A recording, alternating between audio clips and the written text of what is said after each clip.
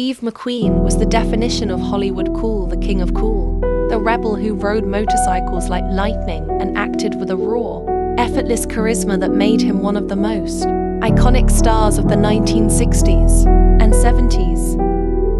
But behind the fame, behind the roar of engines and the flashes of cameras, lived a man who felt increasingly trapped inside the golden cage he once dreamed of entering.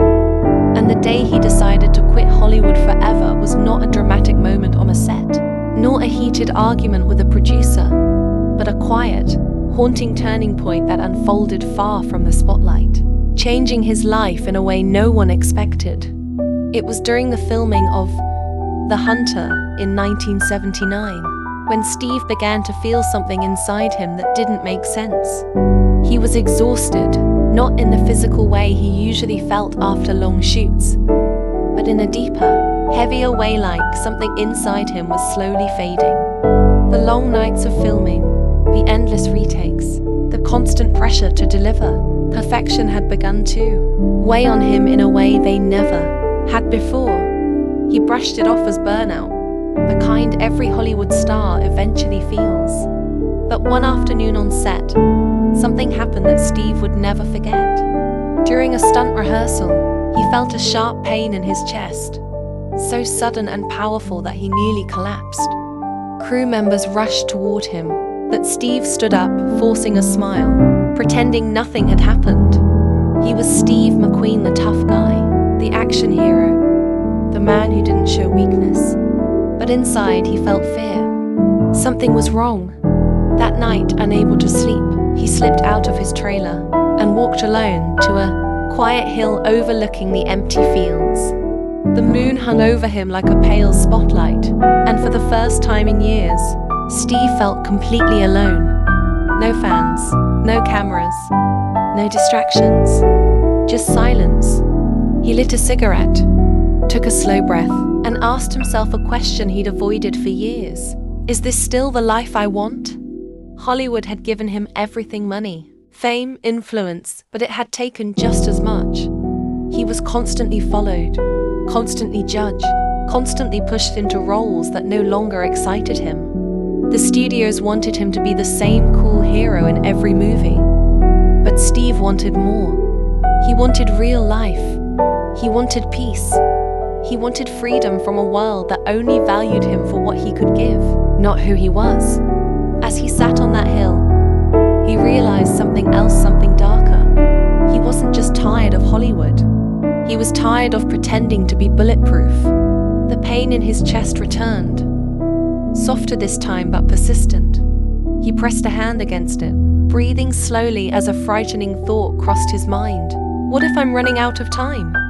In the months that followed, Steve visited doctors quietly, trying to understand what was happening to him. The tests brought news that shook him.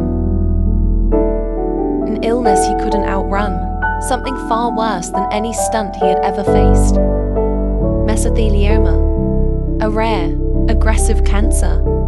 He stared at the diagnosis papers with a cold, hollow expression.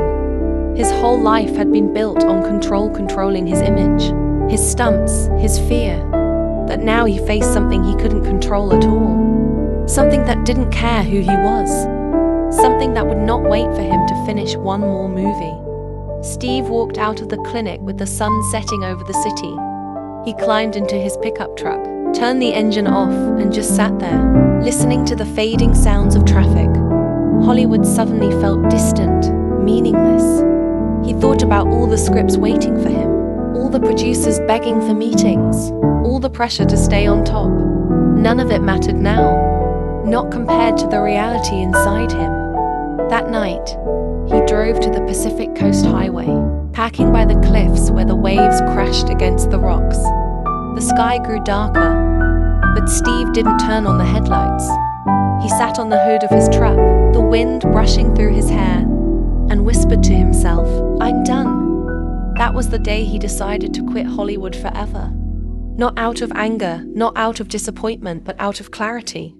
He realized he had spent his whole life running from his past, from expectations, from vulnerability, from anything that made him human.